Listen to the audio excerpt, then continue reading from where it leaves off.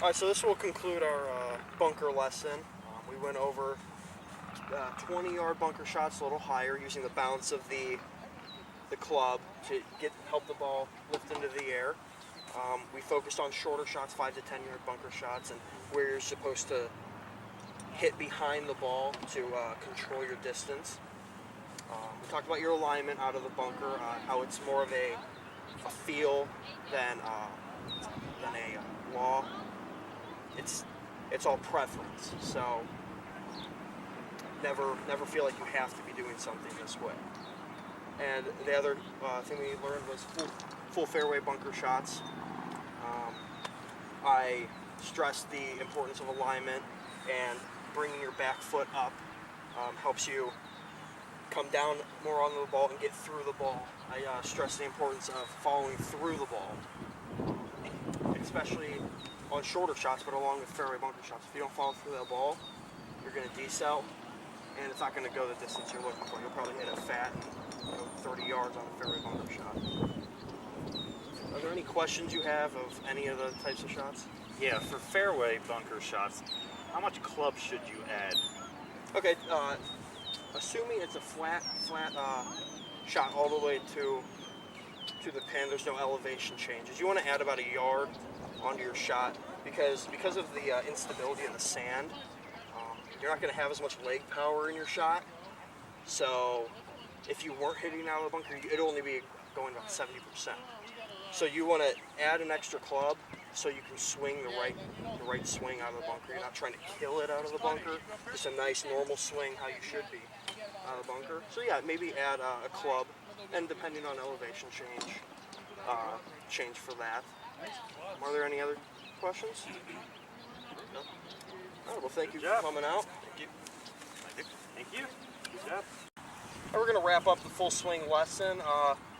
First, we worked on the wedge shots, focusing on alignment and how important that is. Also, hitting a smaller shot with the same club for lesser yardage. So instead of hitting a full sand wedge, hitting a 70% gap wedge, something like that. That'll help you give a more controlled swing. You'll feel more connected in your shot. Next, we worked on the mid-range irons, like a 6-iron, 7-iron. We focus on the full swing and again how important alignment is. I talked about how there's no universal way of where the ball should go in your stance, and how just because someone else does it doesn't mean you're doing it wrong. Just preference on the swing.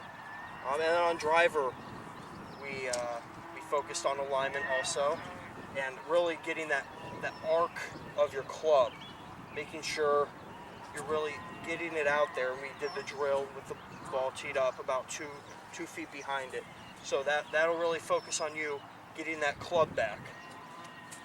And we also I also stress the importance of keeping that back foot down also, including the mid-iron shots, but also the driver, keeping it down. Unless you have physical limitations, you want to keep this down as much as possible to really feel connected and get that full leverage into that shot.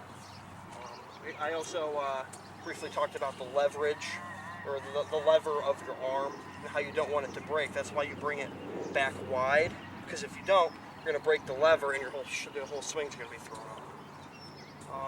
Those are the 3 areas we covered for the full swing. If you guys have any questions. Great, well, thank you for coming out. You guys all did great, and I hope to see you soon. Thank you. All right, thank you. All right, so we're going to be closing the lesson. You guys all did great. I feel like you guys learned a lot. Is there anything you guys have learned that stuck out in your head? I definitely learned about the weight distribution with your feet on chip shots. Okay, so like the 50-50 for in the front, and then 65-35 for wins in the back. Okay, great. The in to out to in, and keeping it straight. I was surprised I was going that far out to in or in to out on such a short swing. Yeah, we got you fixed real fast. Yeah. That? I really thought that the different Ys, depending on the bump and run or the pitch shot, Okay, yeah. for hands placement was very helpful. Okay, yeah. So in the back or front, yeah. That's good to know. So I'm going to encourage you guys to practice. We between our next lesson. The towel drill that we did over here, that was a great one to do. That'll help practice distance control. And the alignment sticks, those are great tools to use, and you can get them really cheap at a hardware store for $3 or so. And yeah, really, the one that I would encourage you guys to use was that angle of approach one, where you put it behind the ball. That'll encourage you to come back down onto the ball. So, is there any more questions you guys have? No. All right, well, thank you. Thank you. Thank you. All right, once again, thanks for coming out for the putting lesson.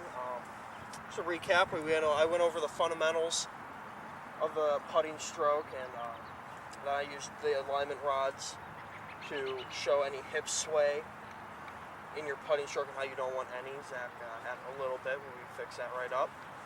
After that, we focused on picking a point in a putt that breaks, and then after that, finding the right speed. And after that, we focused on lag putting and preventing 3 putts, and drawing the 3-foot circle around the hole, and maybe not necessarily trying to make it, but trying to make it inside that 3-foot circle. You'll prevent a lot of 3 putts from that. And then after that, I showed you the star drill.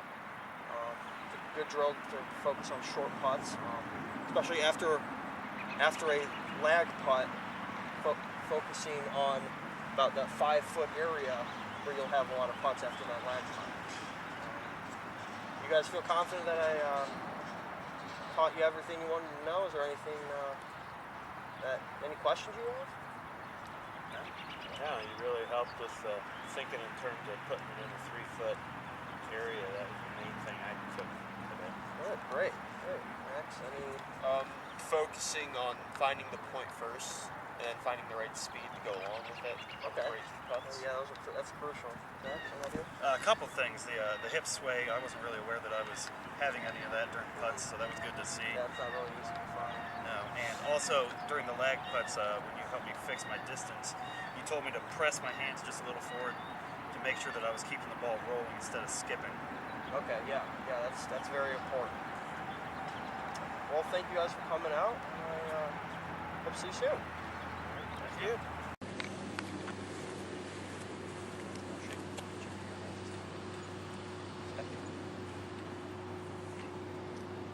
Alright, so that'll conclude our lesson. I hope you guys had a great time. I know I did. Hopefully you guys learned a lot and will use that to improve your game. Max, is there anything that, just for a little feedback, that you liked, didn't like, that helped? I came in wanting to learn more about the distance control, and I think the clock drill really helped. It'll help me. When I learn my game a little bit more, my touch, I'll be able to use that really well and hopefully dial down my distance. Okay, great. Yeah, that's a great thing to use. Cindy? I think learning to adjust my weight, the 70-30 rule, Yeah. really helped me. Yeah, absolutely. That will definitely improve ball striking. Jeff? Again, the high-low shots, just the fact, how you move it in your stance, could make just a big difference in how the trajectory goes in the shot. Yeah, exactly. That'll definitely be important to use when you have a bunker in front of you, or if you don't. You have options to use. Well, thank you very much for coming out. Thank you. Hope you see you guys again soon. All right, thank you.